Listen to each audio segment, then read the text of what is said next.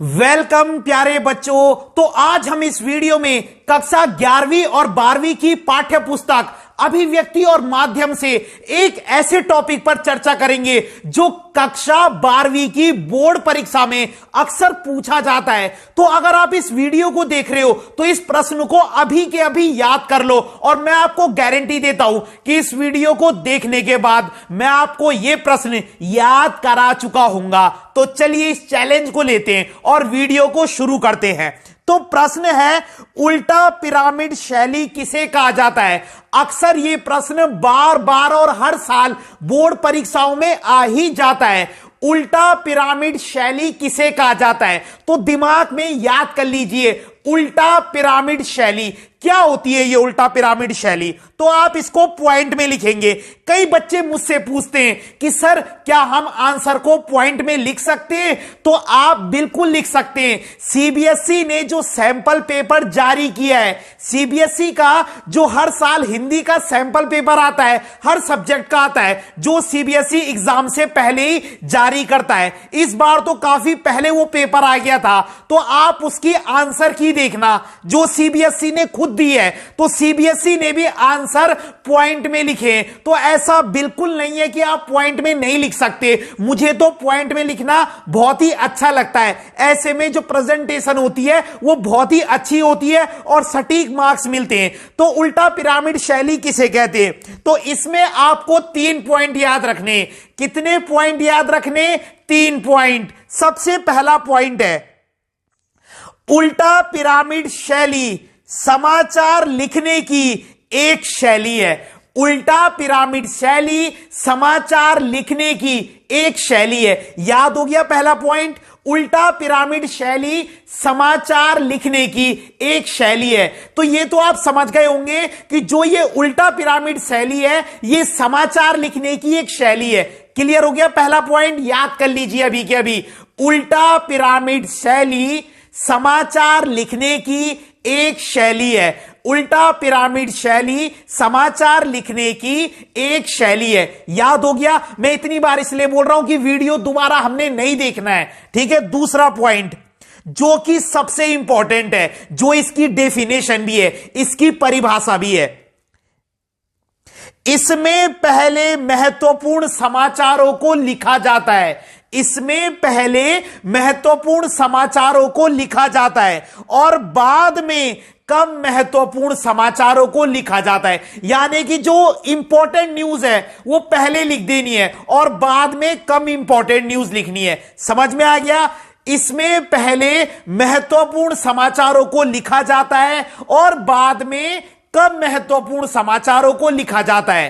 Clear हो गया? सबसे पहला पॉइंट क्या था? उल्टा पिरामिड शैली समाचार लिखने की एक शैली है। उल्टा पिरामिड शैली समाचार लिखने की एक शैली है। दूसरा पॉइंट है, इसमें पहले महत्वपूर्ण समाचारों को लिखा जाता है। इसमें पहले महत्वपूर्ण समाचारों को लिखा जाता है और बाद में कम महत्वपूर्ण समाचारों को लिखा जाता है। सेकंड पॉइंट समझ में आ गया? इसमें पहले महत्वपूर्ण समाचारों को लिखा जाता है और बाद में कम महत्वपूर्ण समाचारों को लिखा जाता है। अब तीसरा पॉइंट क्या है? इस शैली का प्रयोग 19वीं सदी के मध्य में शुरू हो गया था। इस शैली का प्रयोग 19वीं सदी के मध्य में शुरू हो गया था। इस शैली का प्रयोग, ये एमसीक्यू में भी आ सकते हैं, इस शैली का प्रयोग 19वीं सदी के मध्य में शुरू हो गया था। तो जो उल्टा पिरामिड शैली है इसका प्रयोग कब शुरू हो गया था? 19वीं सदी के मध्य में, ठीक है। उल्टा पिरामिड शैली का प्रयोग 19वीं सदी के मध्य में शुरू हो गया था, लेकिन इसका विकास अमेरिका में गृह युद्ध के दौरान हुआ। लेकिन जब अमेरिका में गृह युद्ध हुआ उस दौरान इसका ज्यादा विकास हुआ। क्लियर हो गए 3 पॉइंट? सबसे पहला पॉइंट, उल्टा पिरामिड शैली समाचार लिखने की एक शैली है। उल्टा पिरामिड शैली समाचार लिखने की एक शैली है। दूसरा, इसमें पहले महत्वपूर्ण समाचारों को लिखा जाता है और बाद में कम महत्वपूर्ण समाचारों को लिखा जाता है। इसमें पहले महत्वपूर्ण समाचारों को लिखा जाता है और बाद में कम महत्वपूर्ण समाचारों को लिखा जाता है। तीसरा, इस शैली का प्रयोग 19वीं सदी के मध्य में शुरू हो गया था। इस शैली का प्रयोग 19वीं सदी के मध्य में शुरू हो गया था, लेकिन इसका विकास अमेरिका में गृह युद्ध के दौरान हुआ। अमेरिका में गृह युद्ध के दौरान हुआ। बस आपने ये 3 पॉइंट लिखने, क्लियर हो गए।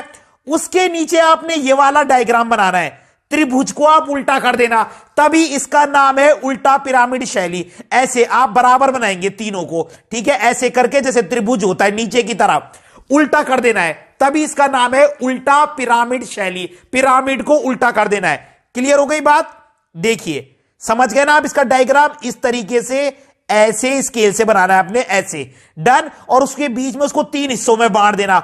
सबसे ऊपर लिखना इंट्रो, दूसरे नंबर पे बॉडी, तीसरे नंबर पे समापन। इसको रटना पड़ेगा। सबसे ऊपर इंट्रो। देखो, तुम किसी से मिलते हो, सबसे पहले अपना क्या देते हो? इंट्रो। इसका मतलब इंट्रो सबसे ऊपर आएगा, उसके बाद आएगी बीच में बॉडी और लास्ट में आएगा समापन। ऐसे करके भी आप ट्रिक से याद कर सकते हो। सबसे पहले इंट्रो होता है ना, तो सबसे ऊपर इंट्रो, फिर हमारी बॉडी और लास्ट में समापन। समापन से तो समझ में ही आ रहा है कि नीचे ही आएगा, ठीक है, तभी इसका नाम उल्टा पिरामिड है, क्योंकि आप देखोगे इसको उल्टा ही बना रखा है, ठीक है। तो सबसे ऊपर आएगा इंट्रो, बीच में बॉडी, तीसरे नंबर पे लास्ट में समापन। सबसे ऊपर इंट्रो, बीच में बॉडी, लास्ट में समापन। अब इंट्रो का मतलब क्या होता है? इंट्रो का मतलब है समाचार का पहला पैराग्राफ।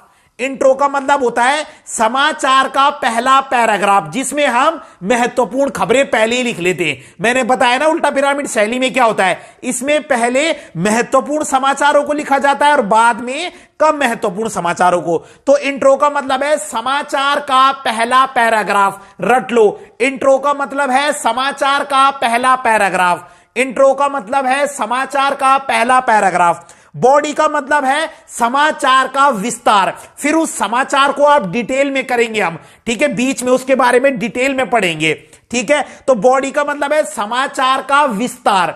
इंट्रो में क्या था? समाचार का पहला पैराग्राफ। बॉडी में हम क्या करेंगे? समाचार का विस्तार, उसको एक्सप्लेन। और समापन का मतलब है समाचार का अंत।